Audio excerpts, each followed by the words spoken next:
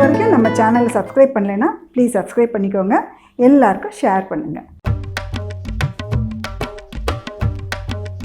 வணக்கம். இப்போ நம்ம என்ன பார்க்க போகிறோம்னா 2-3 கூட்டு பொரியல் வடை பாயசத்தோட ஒரு வெஜிடேரியன் மீல்ஸ் தான் பார்க்க போகிறோம். இது பிக்னஸ்க்கு ரொம்ப யூஸ்ஃபுல்லாக இருக்கும். எது ஸ்டார்ட் பண்ணலாம் அப்படின்னு யோசிச்சுட்டு இருக்கிறவங்க இதை பார்த்து அழகாக நீங்கள் செய்யலாம். வாங்க எப்படி செய்கிறதுன்னு பார்ப்போம். கட்டாயமாக எல்லோரும் ஃபுல்லாக பாருங்கள். பார்த்துட்டு எப்படி இருந்தது கமெண்ட் செக்ஷனில் சொல்லுங்கள். இந்த மீல்ஸ் பிடிச்சதுன்னா ஒரு லைக் கொடுங்க.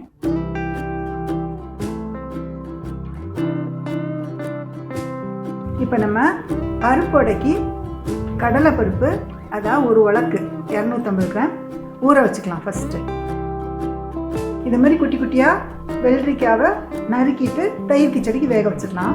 தேவையான உப்பை போட்டுக்கலாம். 2 ஸ்பூன் தேங்காய், 1/2 ஸ்பூன் ஜீரகம், 2 பச்சை மிளகாய் வச்சு நல்லா மையாக அரைச்சிட்டு அதையும் இதில் கலந்துக்கலாம். அந்த அரைப்பை சேர்த்து கொதிக்க வைக்க வேண்டாம். அது ஜஸ்ட்டு சூடானா போதும். அவ்வளோதான். நம்ம இதை ஆஃப் பண்ணிடலாம். சேனக்கிழங்க இதை மாதிரி சின்ன சின்னதாக நறுக்கிட்டு அதையும் வேக வச்சுக்கலாம். அது வறுவலுக்கு தேவையான உப்பையும் போட்டுக்கலாம். சேனக்கிழங்கு வெந்துருச்சு. அதை வடிகட்டி வச்சுக்கலாம், குழையக்கூடாது. இந்த வடிகட்டி வச்சுருக்கிற சேனக்கிழங்குல 1/2 ஸ்பூன் மஞ்சத்தூள், 1 ஸ்பூன் மிளகாத்தூள், உங்களுக்கு காரத்துக்கு தகுந்தாப்பில் சேர்த்துக்கோங்க. உப்பு முதவே போட்டு வேக வச்சுருக்கிறோம், இப்போ தேவைப்பட்டால் சேர்த்துக்கோங்க. 1/2 ஸ்பூன் சோம்புத்தூள், 4 பல்லு பூண்டு நசுக்கி அதையும் போட்டு நல்லா இதில் கலந்து கொஞ்சம் நேரம் இருக்கட்டும்.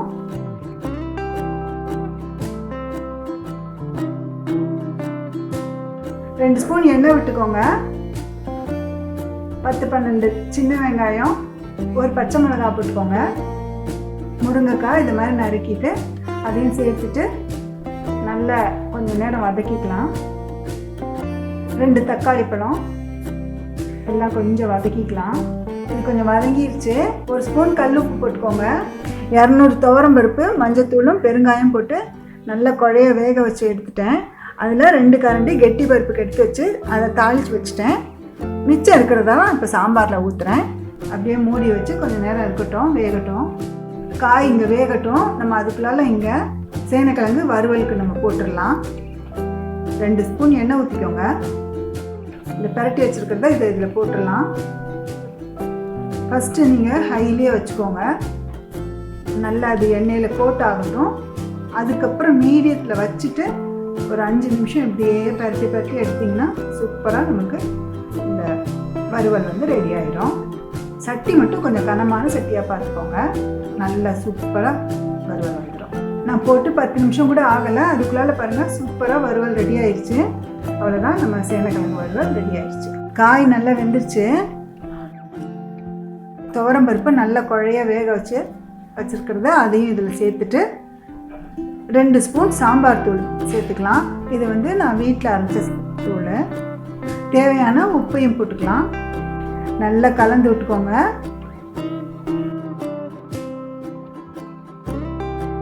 நெல்லிக்காய் அளவுக்கு புளி கரைச்சி நல்லா திக்காக ஊற்றிக்கோங்க.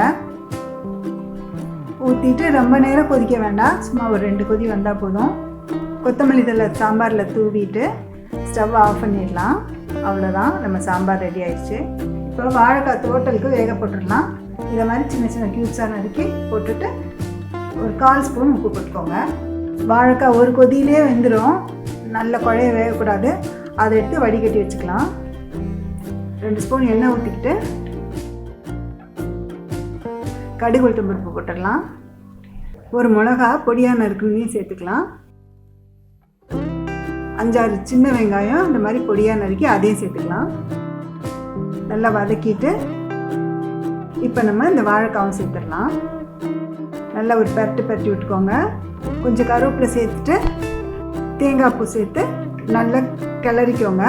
அவ்வளோதான், நம்மளோட வாழைக்காய் கறி ரெடி ஆகிடுச்சு. இப்போ நம்ம உருளைக்கிழங்கு பட்டாணி கறி செய்ய போகிறோம். அதுக்கு 2 ஸ்பூன் எண்ணெய் ஊற்றிட்டு கடுகு போட்டுக்கலாம். பொடியாக நறுக்கின வெங்காயத்தை சேர்த்துக்கோங்க. 1 ஸ்பூன் இஞ்சி பூண்டு பேஸ்ட்டு நல்லா வதக்கிக்கலாம். சின்ன தக்காளி பழம் தான் சேர்த்துருக்குறேன், அதையும் போட்டு வதக்கிக்கலாம். 1 ஸ்பூன் தூள் உப்பு போட்டிருக்கிறேன்.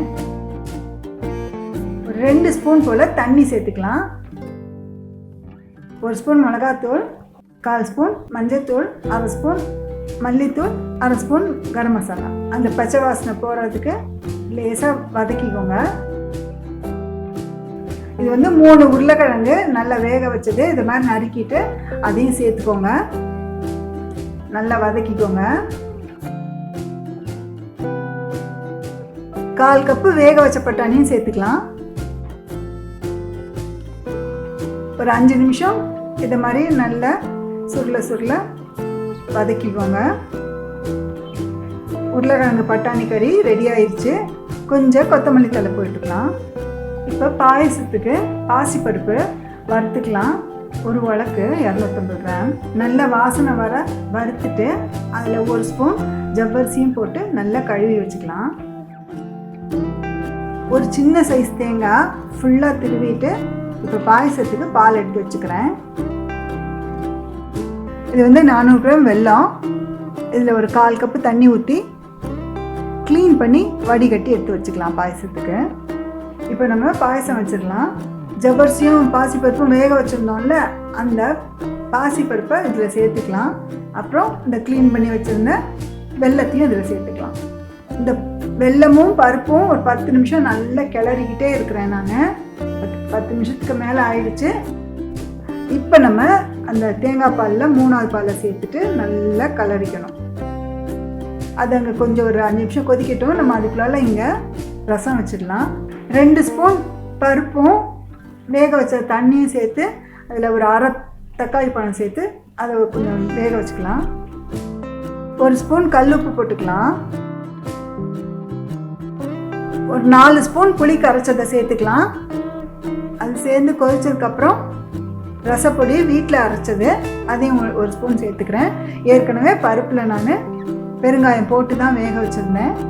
கொஞ்சம் கொத்தமல்லி தழை தூவிட்டு நம்ம ரசத்தை ஆஃப் பண்ணிடலாம். உங்களுக்கு வேணும்னா ஒரு சின்ன துண்டு வெல்லம் போட்டுக்கோங்க. இப்போ இது ஒரு 5 நிமிஷமாக கொதிச்சுட்டே இருக்குது. இப்போ நம்ம இந்த 2வது பாலை சேர்த்து நல்லா கலந்து விட்டுக்கலாம். ஒரு 10 நிமிஷமாக கொதிச்சுட்டு இருக்குது பாயசம். இதில் இப்போ முதல் பாலை சேர்த்துக்கலாம். சேர்த்துட்டு நல்லா கலந்துக்கலாம். நம்ம வந்து வரட்டும் போதும் அதில் ஒரு 4 ஸ்பூன் நெய் விட்டு வரட்டிக்கணும். முந்திரி திராட்சை நெய்யில் வறுத்ததை சேர்த்துக்கலாம். அவ்வளோதான், நம்ம பாயசம் ரெடி ஆயிடுச்சு. இப்போ ஏலக்காய் தூள் தூவிட்டு அப்படியே ஒரு கிளறிட்டு ஆஃப் பண்ணிடுங்க. முடிச்சு போச்சு நம்ம பாயசம். இப்போ நம்ம கேரட் பீன்ஸ் துவரம் செய்ய போகிறோம். 2 ஸ்பூன் எண்ணெய் ஊற்றிக்கலாம். கடுகு உளுத்தம் பருப்பு போட்டுட்டு பொரிஞ்சிருச்சு. இப்போ ஒரு வெங்காயம் பொடியாக நறுக்குனதையும் சேர்த்துக்கலாம். கொஞ்சம் கருவேப்பிலை போட்டுக்கோங்க. கொஞ்சம் வதங்கினதுக்கப்புறம் இந்த பொடியை இதை மாதிரி நறுக்கி வச்சுருக்கிற கேரட்டையும் பீன்ஸையும் சேர்த்துக்கலாம். அதையும் கொஞ்சம் நல்லா வதக்கணும். நல்லா வதங்கிடுச்சு. இப்போ இதில் 1/4 கப்பை விட கொஞ்சம் கம்மியாகவே தண்ணி ஊற்றி 1/2 ஸ்பூன் உப்பு போட்டு சிம்மில் வச்சு மூடி வச்சு வேக வச்சுருங்க. அது வேகிறதுக்குள்ளால 4 ஸ்பூன் தேங்காய், 1/2 ஸ்பூன் ஜீரகம், 2 பல்லு பூண்டு, 2 வரமிளகாய் இதெல்லாம் பல்ஸில் போட்டு ஒரு சுற்றி எடுத்தால் போதும். இந்த அரைச்சதோட 1/4 ஸ்பூன் மஞ்சள்தூள் சேர்த்துக்கணும். அதை அப்படியே நடுவில் எடுத்து இந்த அரைச்சதை போட்டு சுற்றிலும் அப்படியே மூடி வச்சுருவோம். ஒரு 2 நிமிஷம் இருக்கட்டும். அந்த பச்சை வாசனையெல்லாம் போகட்டும். ஏற்கனவே நம்ம சேனலில் பட்டாணி, பச்சை பட்டாணியும் முட்டைக்கோசும் போட்டு துவரன்னு இருக்குது. நான் கீழே வந்து டிஸ்கிரிப்ஷனில் கொடுக்குறோம் லிங்க்கு, நீங்கள் அதை செக் பண்ணிக்கோங்க. அவ்வளோதான், 2 நிமிஷம் ஆயிடுச்சு. நல்லா கிளறி இறக்கிட்டுலாம். நம்மளோட துவரன் ரெடி ஆயிடுச்சு. இப்போ நம்ம வடைக்கு அரைச்சிடலாம். 4 மிளகாய் சேர்த்துருக்குறேன். உங்களுக்கு காரத்துக்கு தகுந்தாப்பில் சேர்த்துக்கோங்க. 1/2 ஸ்பூன் கல்லுப்பு போடுறேன். நல்லா வடிகட்டி அந்த ஊற வச்ச பருப்பை ஜாரில் போட்டுட்டு கொரப்பாக அரைச்சிக்கலாம். அதில் வந்து ஒரு 5-6 சின்ன வெங்காயம் நல்லா பொடியாக நறுக்குனது, ஒரே ஒரு மிளகா பொடியாக நறுக்குனது. அது வந்து உங்களுக்கு குழந்தைங்க இருக்குதுன்னா ஆப்ஷன், உங்களுக்கு என்ன சேர்த்துக்கோங்க. ஒரு சின்ன துண்டு இஞ்சியும் பொடியாக நறுக்கி எல்லாம் சேர்த்து, கருவேப்பிலை எல்லாம் பொடியாக நறுக்கி சேர்த்து கலந்துக்கலாம். எண்ணெய் நல்லா காஞ்சிருச்சு. வடை சுட்டுடலாம்.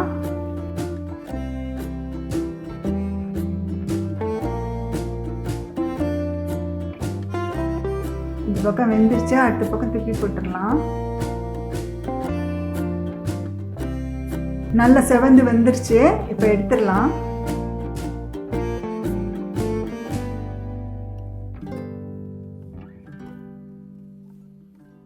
தேங்காய் எண்ணெயில் கடுகு, 2 வெந்தயம், ஒரு வரமிளகா, 4 கருவேப்பிலை போட்டு தாளித்து ஊற்றிட்டு நல்ல கெட்டியாக ரொம்ப புளிக்காத தயிர் ஒரு 4 ஸ்பூன் ஊற்றிக்கலாம்.